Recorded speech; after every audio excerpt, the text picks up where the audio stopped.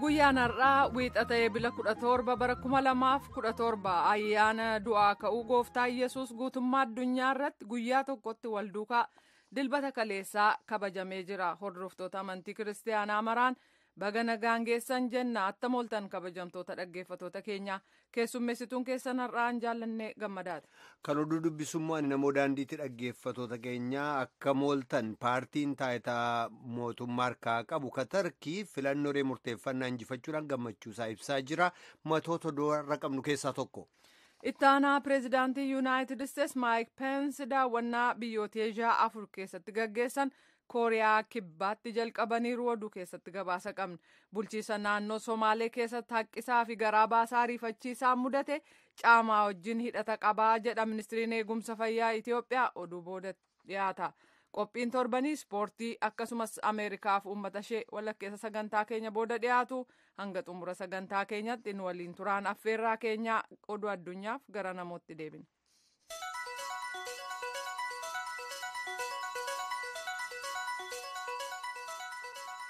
Haleellaan humna waraanaan Kooriyaa kaabaa irratti geggeessamuun naannoo sana waraana keessa buusuu mala sodaa jedhu uumeyyuu kanarra Kooriyaa kibbaa daawwatan ittaana pireezidaantii Yuunaayitid Isteetsi Maayik Peensi haleellaan waraanaa ammallee filannoo keessa akka jiru hubachiisanii jiru. Gabaasaa Riichaard Giriin jaalanneetu dhiyeessa. Mootummaan Kooriyaa kaabaa yaalii dhukaasa misaayilaaf nukleeraa yeroo itti fufee jiru kanatti Yuunaayitid Isteetsi Kooriyaa kibbaa cina ka dhaabbattu ta'uu ittaanaa pireezidaantii Yuunaayitid Isteetsi Maayik Peensi ifa godhanii jiru. Nowhere is that more evident than with our commitment to confront the region's most dangerous and urgent threat to peace and security. Nagaaf tasgabii kutaa sanaatti sodaa balaa geessisuu fi atattamaan dhaqqabuu malu ka fide mootummaa Kooriyaa kaabaa dura dhaabbachuuf cicha qabnu iddoo kamiyyuu caalaatti amantaan dubbanna.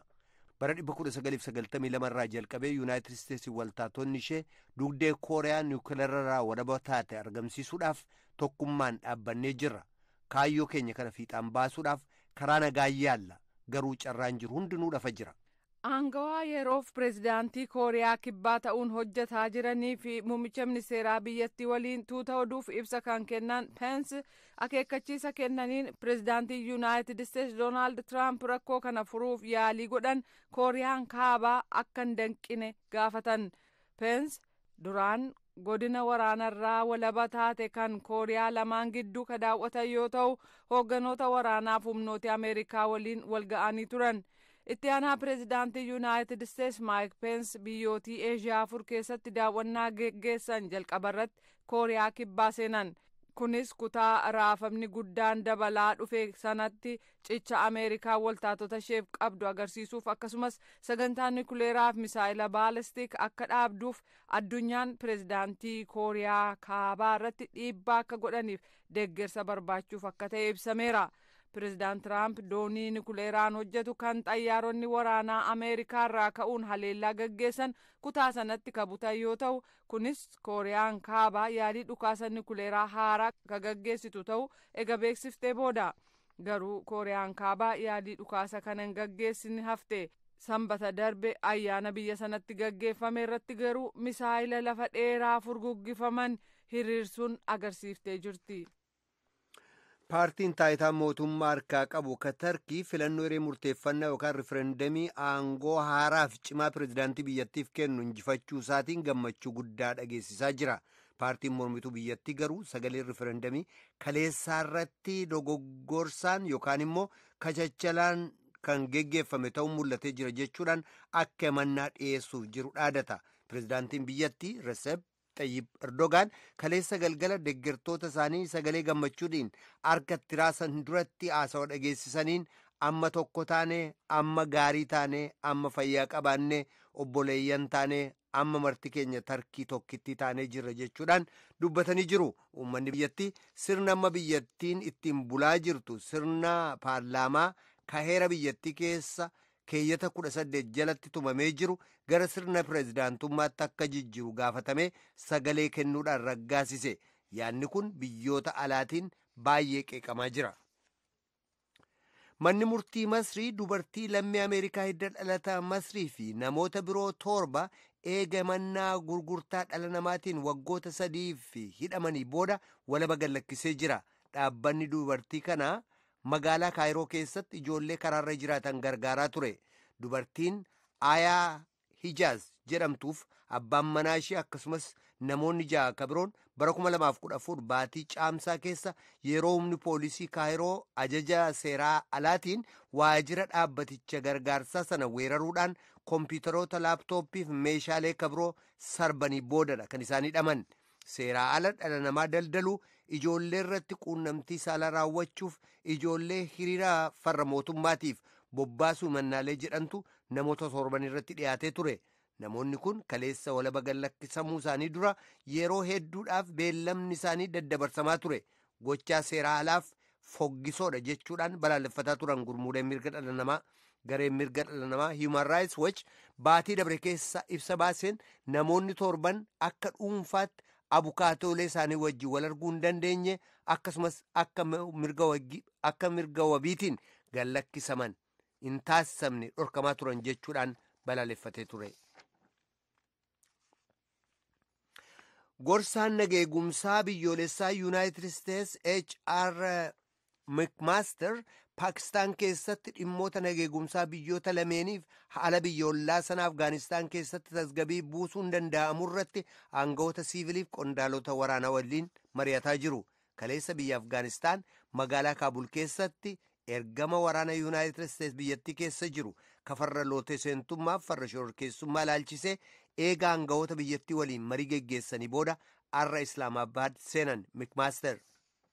Qondaalli nageegumsaa biyyoolessaa Yuunaayitid Isteets kun gorsaa dhimma imaammataa kan ministirii dhimma alaa Paakistaan Sartaaj Aziz waliin eega walgaanii mari'atanii booda mootummaan Islaamabaad jiru kun immoo ibsa baaseen haalli nageegumsaa Afgaanistaan keessaa gada deemaa deemuunsaa kan isa yaaddesse ta'uu beeksisee jira. Mr. McMaster eega gorsa nageegumsaa biyyoolessaa ta'uudhaan mootummaa Pireezidaant Tiraamp keessatti muudamanii booda gara naannawa sanatti maluun isaanii kun jikka jalqabaa ta'uu isaati. Kadhagaa jirtan raadiyoo sagalee Ameerikaa sagantaa afaan Oromooti. Yeroo mootummaan Tarkii akka Yuunaayitid Isteets michooma waltaatota Kurdii waliin qabdu dhiistu dhiibbaa gochaa jiranitti Pireezidaantiin Siiriyaa Baashaar al-Asaad haleellaan maadhee gurmuu Islaamik Isteet raaqaa irratti geggeessamuuf dhaadatamaa ture boodatti harkifachuu isaatti qoosanii jiru. Loltoota Islaamik Isteet magaalaa raaqaa keessa buqqisuu fi piroojeektii ijaarsa mootummaa gurmuu sanaa fashalsiisuudhaaf guyyaan haleellaan itti geggeessamu yeroo adda addaatti labsamaa ture. Labsiin inni xumuraa haleellaan karoorfame sun Ebla tokko akka jalqabamu ka dubbatu ture. Garuu akkuma labsiiwwan isaan kaanii guyyaan kunis haleellaa tokko malee dabre. Irra caalaatti kan haleellaa kana olola guddaadhaan labsaa ture ajajoota waraanaa kan humnoota dimokiraasummaa Siiriyaa garee warra Kurdiin geggeessamuuti. Gareen kun Siiriyaa gama kaabaa keessatti humnoota lafoo ta'uudhaan waraana Yuunaayitid Isteets waliin michooman hojjeta.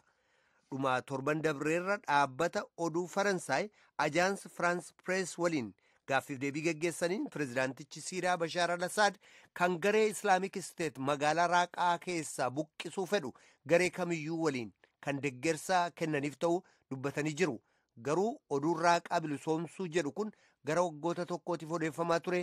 Garuu wanni ta'e tokkoyyuu hin mul'anne jechuudhaan qoosan. Akka aangoonni waraanaa Yuunaayitid Isteets jedhanitti magaalattiin akka magaalaa kaalifeetii garee Islaamik Isteet taatee jiraachuu fedhuutti himamtu kun humnoota Islaamik Isteet gara 4,000tiin marsamtee jirti.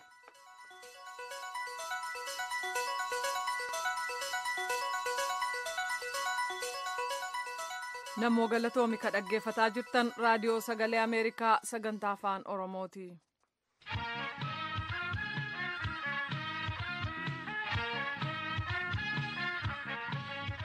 Bulchiisa naannoo Somaalee keessatti caama mudatee taansee garaa baasaa faqqisaa rifachiisaan mudate faca'inni isaa 100 keessaa harka 70 gadi bu'u ministiriin eegumsa fayyaa kan Itoophiyaa beeksisee jira.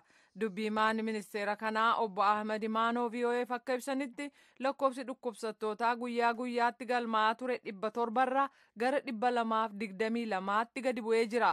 Gabaasa kana Iskindir Fireetu Finfinneerraa erge tujubee dhiyeessa.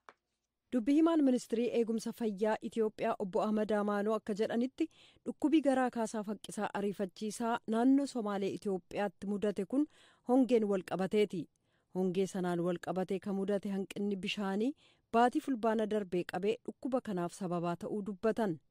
Zooniiwwan Somaalee 11 keessaa 9 keessatti dhibeen kun ka'uusaaf naannoleen miidhaman garuu murtaa'oo akka ta'an obbo Ahmad ibsaniiru. በኢትዮጵያ ሶማሌ ክልል ውስጥ ወደ 11 ዞኖች አሉት። ከ11 ዞኖች ውስጥ ናኖን ሶማሌ ኢትዮጵያ ዞኒiwwan 11 qaba. ዞኒiwwan 11 keessaa naannolee murtaa'oon dhukkubni kun keessatti mul'ate ዞኒiwwan 9 keessattidha. ዞኒiwwan 9 keessaa immoo gad buunee aanaalee haga tokko keessatti kan dhukkubni kun mul'ate. Innaa ibsamu ዞኒiwwan martinuu dhukkuba kanaan miidhamaniiru jechuu miti. Naannoo haga tokko qofadha kan miidhame. Faca'inni dhukkuba kanaa gad xiqqaachuu kan danda'eef birmannaa guddaan sadarkaa biyyatti waan godhameef ta'u obbo Ahmad beeksisaniiru.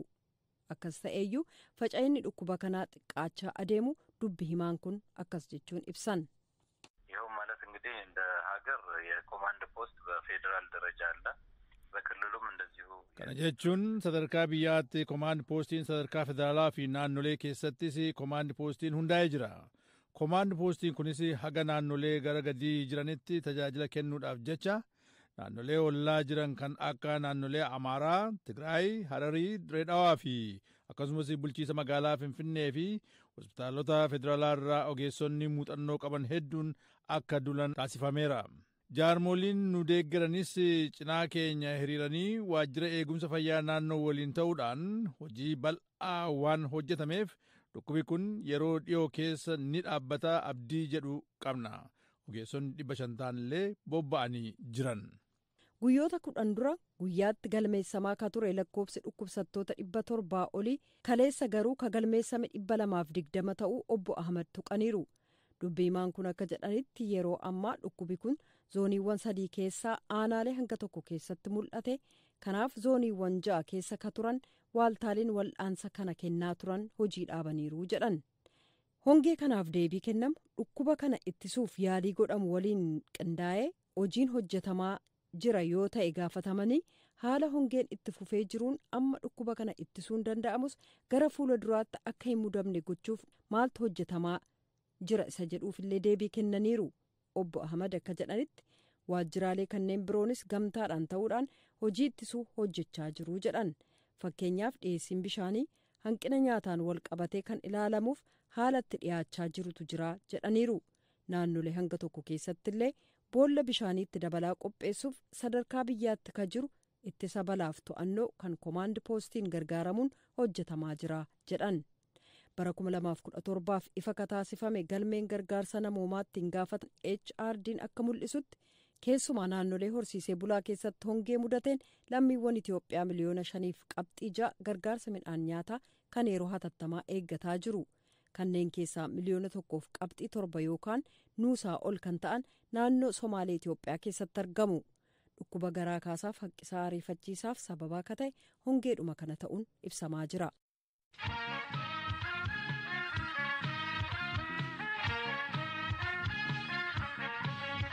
Oromooti.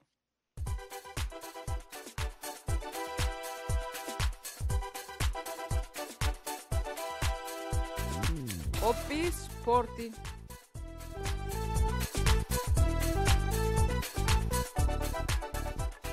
Qophii ispoortii har'aa keessatti sooraan dorgommii fiigicha maaraatoonii as Yuunaayitid Isteets magaalaa Boostanitti gaggeeffamee fi kan dubartootaaf ka dhiiraallee kan mo'ate Keeniyaadha. Boostan dorgommii akkanaa marroo 121 qopheessite. Dorgommii tanarratti atleetota 7 Itiyoophiyaa irraa dhufeetti hirmaate. Itiyoophiyaan barana immoone dorgommii duratti sooraan leenjisaa dorgomtootaa kata'an leenjisaa Toleeraa Dinqaa Boostanitti dubbisee qophii atleetotaa gaafatee ture. Saniin kan itti aanutti dabarra.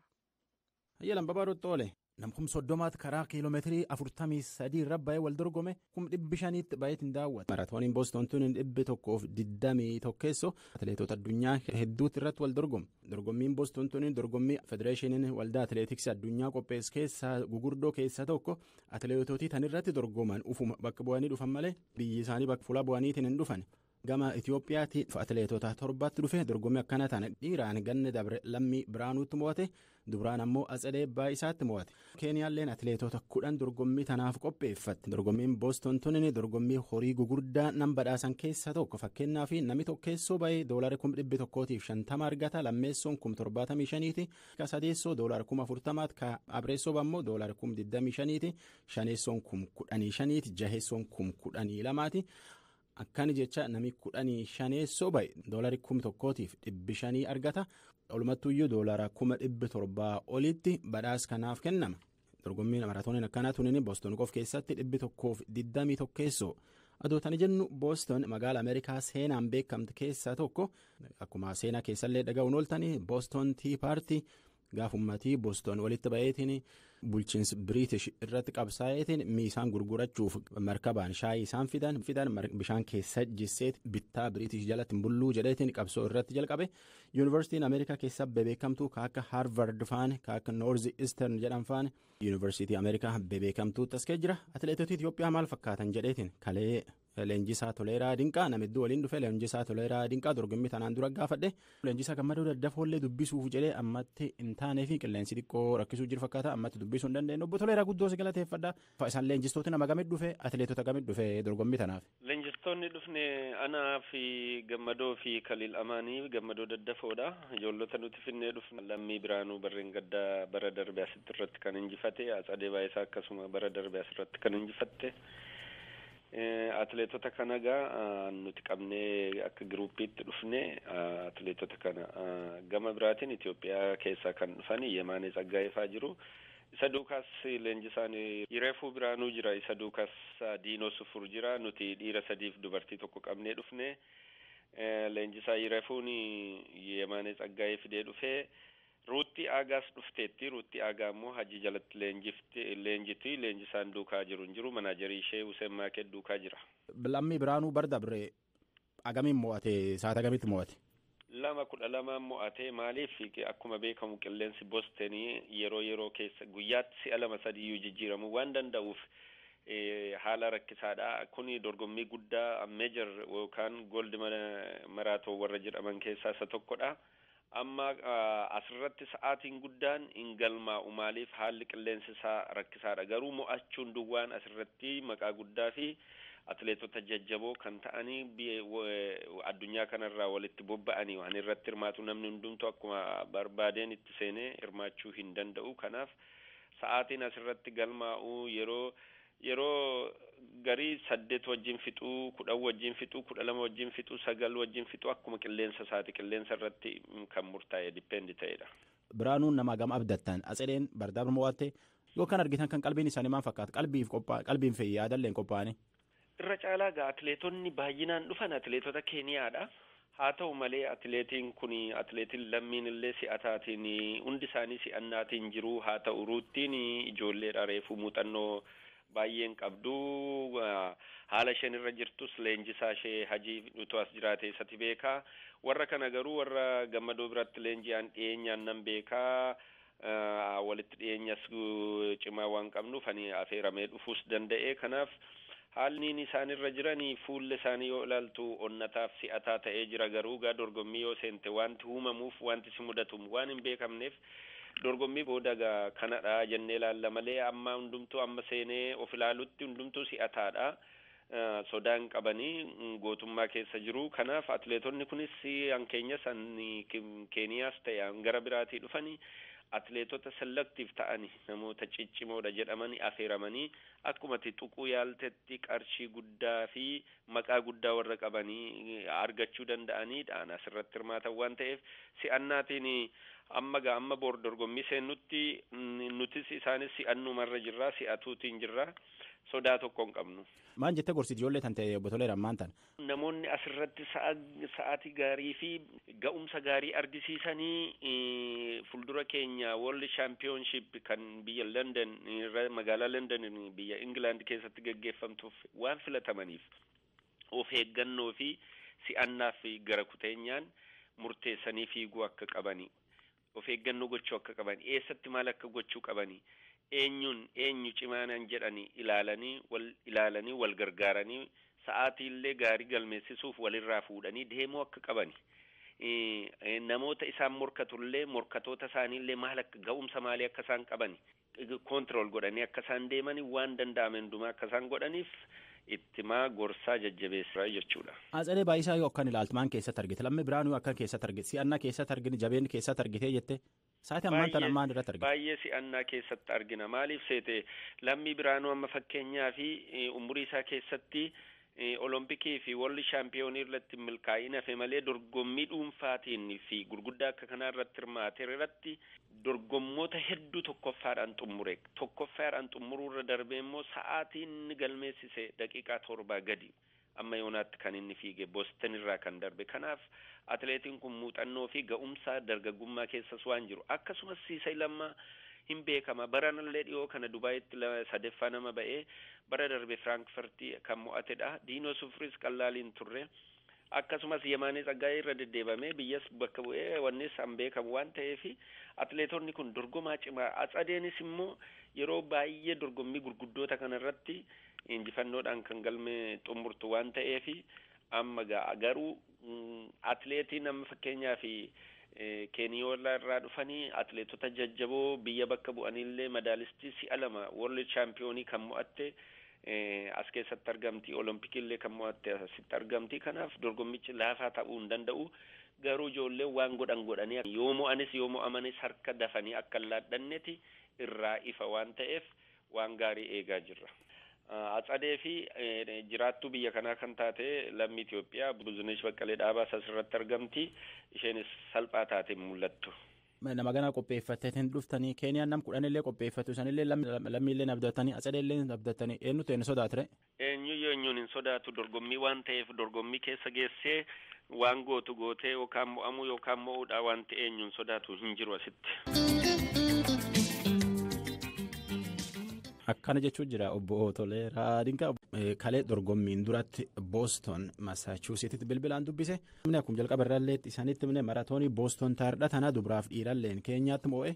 Dhiiraan Kiruuy Jafriiti sa'aatii 2 daqiiqaa 9 sekondii 37 moo'e. Lammeessoon Rup Gaalen nama atileetii United States'ti. Sadeessoon ammoo atileetii Japan Osaaku Suguruuti. Dubartiin ammoo Kiplaagaat Ediinaatti moo'e sa'aatii 2 daqiiqaa 21 sekondii 53 moo'e. Chelimo Roos atileetii Biriitaniiti. Sadeessoon Hassaayi Joordaan atileetii Ameerikaati. Dubartii keessaa atileetiin Itoophiyaa dhalootaan Itoophiyaa taammaan tana Ameerikaa jiraattu Buzunesh Dhaabaa torbeessoo taate. Hiruu Taagaa ammoo 10eessoo taate. Qophiin ispoortii taardhaa tanuma warri mo'amu kun har'a mo'amullee dorgommii taant keessatti nu mo'anii jenneetiin abdanna. Qophiin ispoortii taardhaa tanumaan soora haala keetii nagaa keessa nu bula. Kalama sadi afure mirga gori bita gor Samaif Owisa Sosoha. Kan dhaggeeffataa jirtan raadiyoo sagalee Ameerikaa sagantaa afaan Oromooti.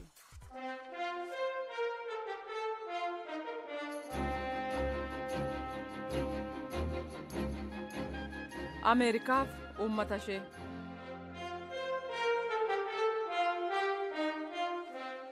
Ebla 15 bara 2013 haleellaan boombii magaalaa Boston keessatti dhaqqabe addunyaa raase. Haleellaalee boombii lamatu adda addummaa sekondii 12 bakka dorgommii maaraatooniitti dho'ee namoota 3 yoo galaafatu kanneen 264 ta'an immoo madeesse. Fiilmiin seenaa kana galmeesse Boston jedhamullee guyyaa 2 dura uummataaf ifa ta'eera. Qophii kanarratti fuulleffata kanarraa Tujubee dhiyeessa. Akka gabaasa Peneloop Poolowutti haleellaa maaraatoonii sanarratti yoo xiqqaate namoonni 14 miilli isaanii irraa murame. Fiilmiin Patriots Day jedhu mudannoo guyyaa sanarratti hundaa'uudhaan haala jiru amma tokko agarsiisee ture. Haa ta'u malee kan dhiyeenya ba'e fiilmiin seena galmeessaan Joon Dunhaamiin qophaa'e kan boostan jedhu immoo haleellaa sanarra darbuudhaan seenaa maaraatoonii sanaa galmeesseera. Jajjabina maaraatoonii sanarratti mul'ate erga inni jalqabe bara 1897 hanga bara 2014tti jechuun haleellaan sun raawwatame hamma waggaa tokko boodaatti injifannoo argame galmeesse. Haleellaan boombii shororkeessotaa sun nama fiilmii kana qopheesseef ofiisaafiyyuu fiigicha maaraatoonii sanarratti hirmaate Joon Dunhaamiif hedduu ulfaataa ture.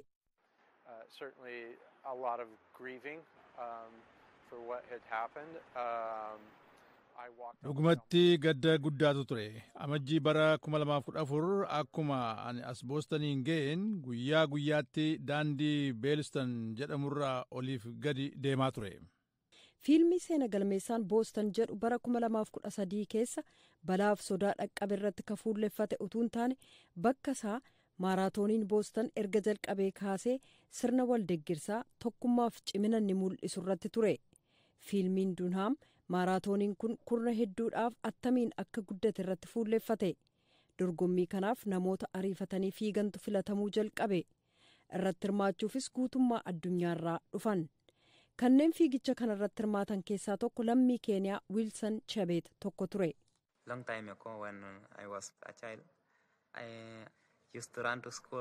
Yeroo dheeraan dura innaan ijoollee ture mana barnootaa kootiif kiiloomeetirii 3.7 fiigaa ture. Innaa sanatti laaqana booda mana barnootaatti deebita. Galgala immoo gara manaatti galta. Fiilmii seena galmeessaan kun dorgommiin kun maallaqa guddaa walitti qabuuf illee sababaa ta'eefii jira. Maallaqa kana walitti qabu atileetii fiigicha maaraatoonii kan bara 1946 injifate Staayiliyaanos Kiriyakeedistu jalqabe.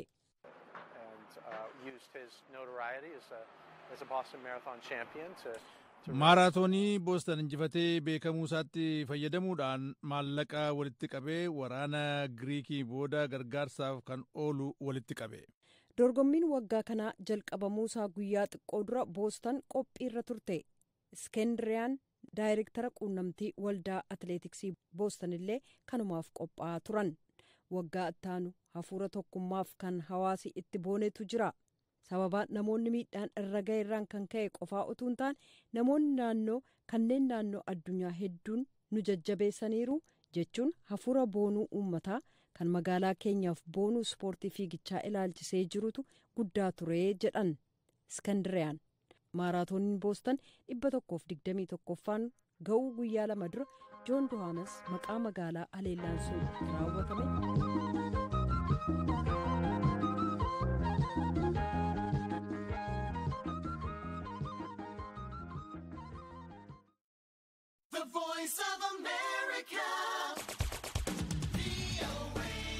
የአሜሪካ ድምፅ ራዲዮ ጣቢያ የአማርኛው አገልግሎት በ19 በ22 እና በ25 ሜትር ባንድ እንዲሁም በናይል ሳት ከዋሽንግተን ዲሲ የሚያስተላልፍላችሁን ፕሮግራም ጀመረ።